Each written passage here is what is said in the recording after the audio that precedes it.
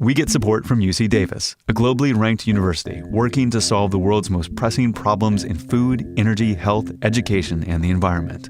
UC Davis researchers collaborate and innovate in California and around the globe to find transformational solutions. It's all part of the university's mission to promote quality of life for all living things.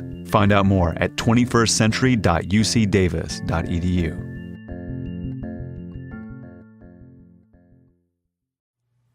This is 99% Invisible. I'm Roman Mars. This sound is unmistakable. Maybe you find it kind of lulling like I do, since it signifies the end of a trip to the grocery store. You've found all the things on your list, and now you get to just stand there and zone out for a second, or flip through a gossip magazine while the checkout person does the work. That's our new producer, Katie Mingle. I myself find that sound a bit anxiety-inducing, since it's also the sound of the total that I'm going to have to pay going up and up and up and up. When I go to the grocery store and check out, I'm utterly amazed at how well the scanners can read barcodes. No, I don't tell the checkout people. My wife always did. My husband here is the one that invented that barcode. And they just kind of look at you as if to say, yeah, I believe that. Of course, today, they would look at you as if to say, you mean there was a time they didn't have a barcode? It's hard to imagine now, a world without barcodes. A world without George Laurer. Well, hello. I'm George J. Laurer. I'm the one that invented the UPC barcode and symbol in 1973.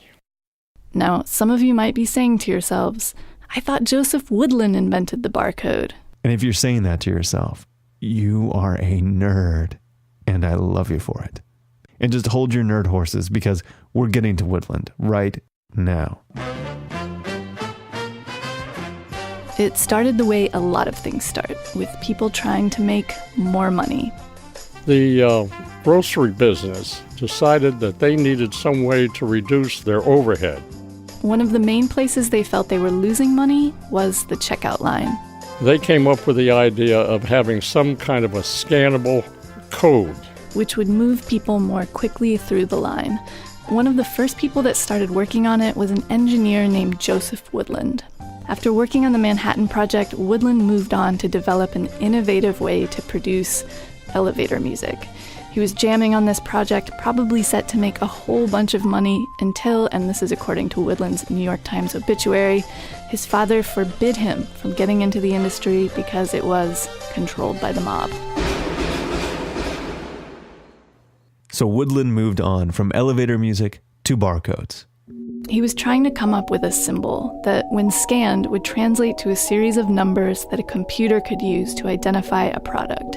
So one day he's sitting on the beach in Miami, Florida. So the legend goes. And Woodland's thinking about his days in the Boy Scouts and Morse code. As one tends to do on the beach. And he's kind of absent-mindedly drawing in the sand with his fingers, when suddenly he looks down and he's got it. He's dragged his 4 fingers through the sand in the shape of concentric circles. Instead of ... dash, he thinks, I can use skinny and wide lines. Bullseye. Bullseye. The very first barcodes were in the shape of a bullseye.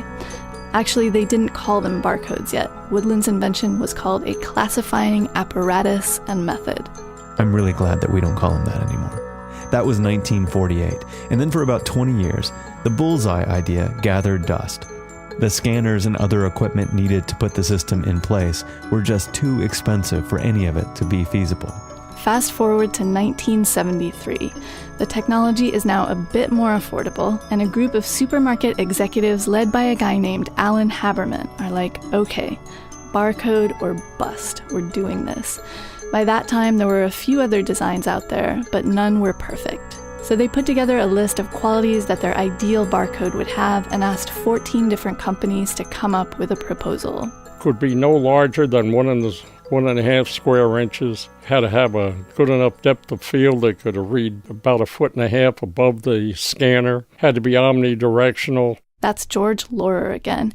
He was working at IBM at the time, which was one of the companies competing to make the best barcode.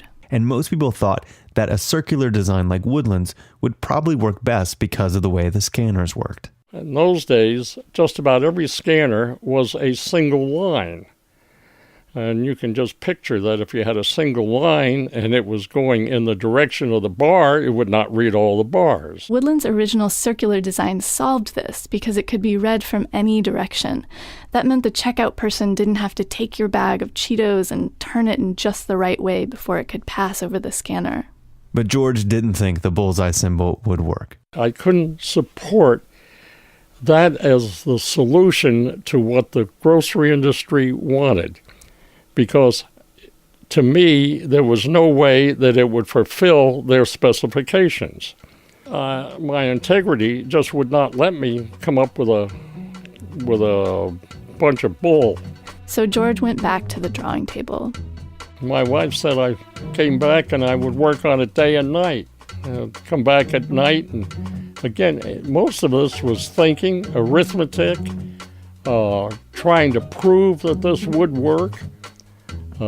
Also, I have to admit, I had to disprove that some of the others wouldn't work. He ultimately came up with a rectangular barcode that fit more code into less space, which was crucial since grocery manufacturers were already grumbling about having to make room for this new symbol on their packaging. But there was still the issue of the one-line scanner. Somehow we got the idea that if we used an X for the scan pattern, which could be developed very easily with a pair of mirrors, then the barcode could be read by the scanner no matter which way it was oriented as it passed. So even though Woodland came up with the original idea of using lines of various widths, George Laurer did more than just change that shape from a circle to a rectangle. He improved on the symbol, the code behind the symbol, and the scanners that read the symbol. Even Joe Woodland thought so. Joe Woodland was very enthusiastic. He worked with me. In fact, he wrote the actual proposal for the submission to the grocery industry. But it was my invention of the particular symbol and barcode that we see today. The Symbol Selection Committee unanimously voted for George Laurer's rectangular symbol and code. They called it the Universal Product Code, or UPC. And a year later, in 1974, a pack of Wrigley's chewing gum became the first item to ever be scanned with the UPC barcode.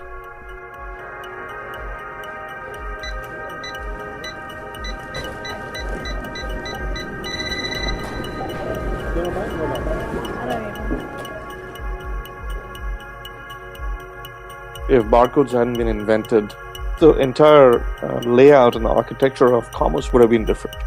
The impacts are very difficult to overestimate. My name is Sanjay Sarma. I'm a professor of mechanical engineering at MIT.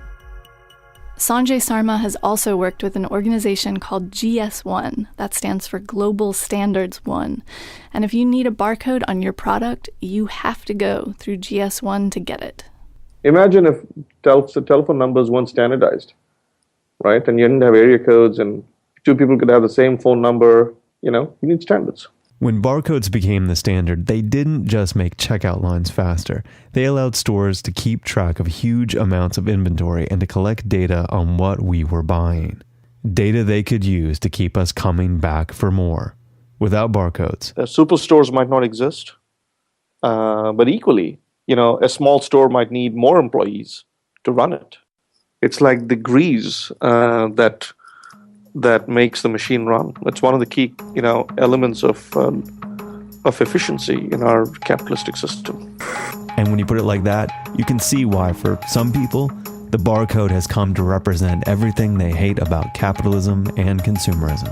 You can get wrapped candies of every kind. Bubblegum, lollipops, fun-sized candy bars. Just $1.89. When I was a punk kid, if a band's album had a barcode on it, we knew they were complete sellouts. It ain't the barcode's fault, but it's become the symbol or the glyph of technology we're afraid of or don't understand, or being a cog in a wheel in a larger monolithic machine. The Matrix, if you will. Oh, I will, Jerry Whiting. My name is Jerry Whiting. I am the founder of Azalea Software here in Seattle, Washington. I've been writing software that prints barcodes for 25 years now. They aren't bad, they aren't good, they're just tools, but most people look at them and don't even know where to start. So let's demystify for a minute and look at what's inside the barcode. Again, what we're talking about here is the UPC barcode that George Laurer invented. This is the barcode that you and I and everyone in the world has had the most interaction with. The UPC barcode is divided into two halves. It's actually two barcodes sitting right next to each other. You can see this visually because there are these longer bars that come down in the middle and on each side. Those are called the guard bars. The guard bars tell the scanner that the code is starting and ending. The left half of the barcode tells you who the manufacturer is, and the right half tells you which particular product it is. And this was something I didn't realize. The scanner is reading both the white and the dark lines. To understand the scanner, just consider yourself in a dark room where the wall behind you has bars painted on it. And you took a flashlight and shined it over your head across the bars. You would see the room get a little lighter when you were over the white bars, and it would get dark when it was over the dark bars. Black lines that don't reflect the laser light back to the scanner register as a 1, white lines equal 0. There are actually 95 evenly spaced columns on a UPC barcode. A thick black line is actually a bunch of 1s right next to each other. The computer adds all that together and you get a string of 12 numbers. This number goes to the computer. The computer now looks up in its table to get the information, such as what is the product, how much they're charging for it, but that is not in the barcode. The only thing that's in the barcode is where the computer should look. This number is also printed below the barcode just in case the scanner isn't working, which for me really makes the whole mystery a little anticlimactic. I mean, it's right there. So when most people until recently thought of barcodes, they thought of something that was a combination of bars and stripes. More recently, two-dimensional barcodes, they look like crossword puzzles, have emerged, the most popular being QR barcodes, quick response, that are scanned by cell phones. We've all seen these, and maybe a few of us have actually bothered to pull out our cell phones and download the app required to scan them. Yeah, there's something about them that I find kind of lame or annoying. You know, it's like, no, Chili's, I don't want more info on the bloomin' onion. Well, if you did, you might know that the bloomin' onion is from Outback. So anyway, I Googled why are QR codes lame? And I got a bunch of articles basically saying they're actually really useful. They're just being misused. Mostly by advertisers who've just started slapping them on every single thing. But Jerry Whiting, he still believes in them. The nice thing about QR barcodes is they are not just a lookup number to an external database. Yes, it can be a chunk of text. It can be a URL. It can be a whole lot of different things. But there is no central authority that tells you what or how to do anything. Meaning you don't have to go through GS1 to get a QR code, which lets people do stuff like make a giant picture of Amy Goodman's face entirely out of QR codes. This is my QR code Amy Goodman portrait, made with 2,304 unique QR codes that link to 9 years of Democracy Now! Videos. Besides the QR code, Laurer and Woodland's original barcodes have spawned a bunch of other barcodes that are used for all sorts of things.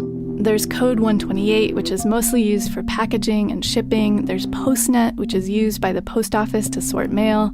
There are barcodes that use radio frequencies to send out data. They're called RFID tags, and they aren't really barcodes at all.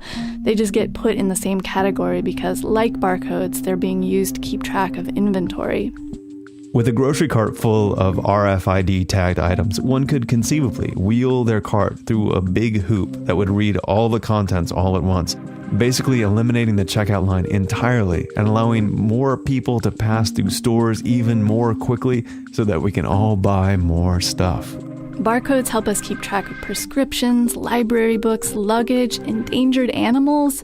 There are so many barcodes on so many things that, according to Jerry Whiting, when future archaeologists come across remnants of our backward-ass civilization and they stumble across a barcode, they're going to assign it religious significance if they don't understand the supply chain.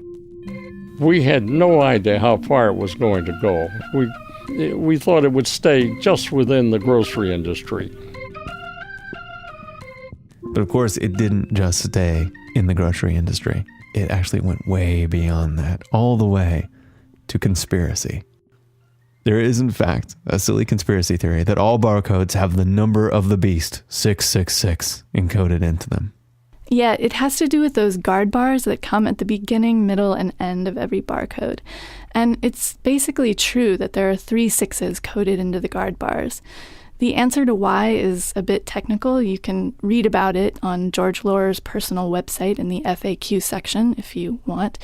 But as Exhibit B, I submit George himself. Well, hello. I'm George J. Laurer. After we were done with our interview, he was talking a little bit more about his job at IBM. And then when I'd come home at night, I'd go, I had a tough day. Well, my poor wife was taking care of 4 kids. And then he started talking about his wife and his kids.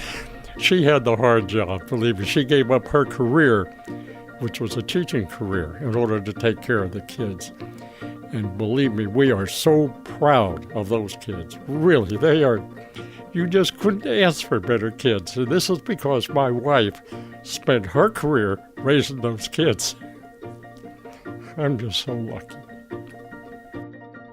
So, I don't know, does that sound like a Satan worshiper to you guys? My daughter has a bachelor's degree. 99% Invisible was produced this week by Katie Mingle with Sam Greenspan, Avery Trufelman, and me, Roman Mars. Special thanks to Jenny Morgan for production help.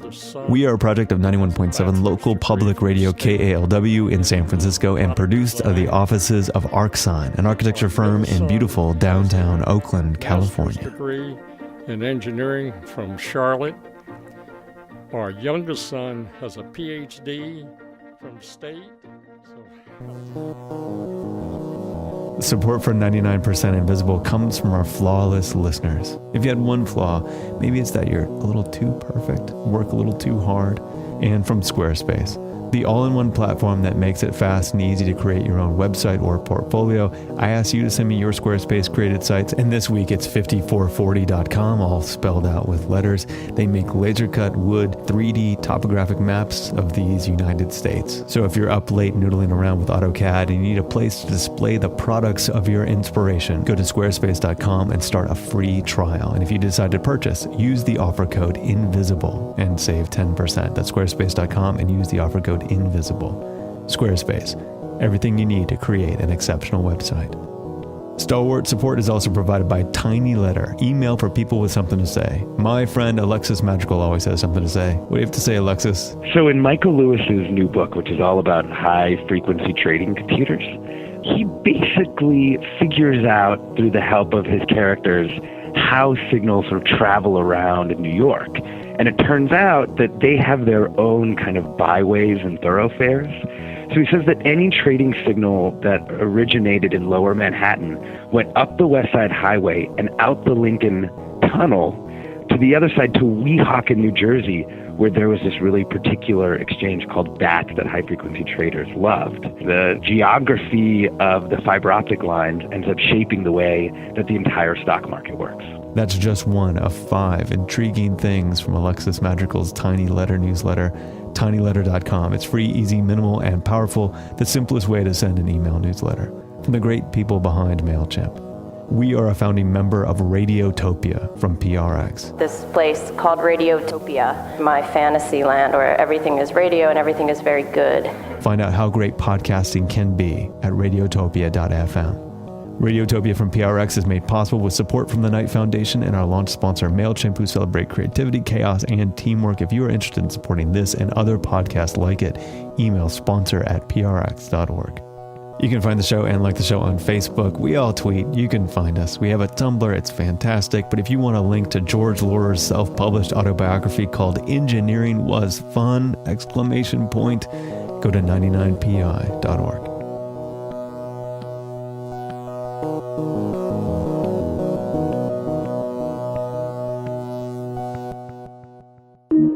Radiotopia.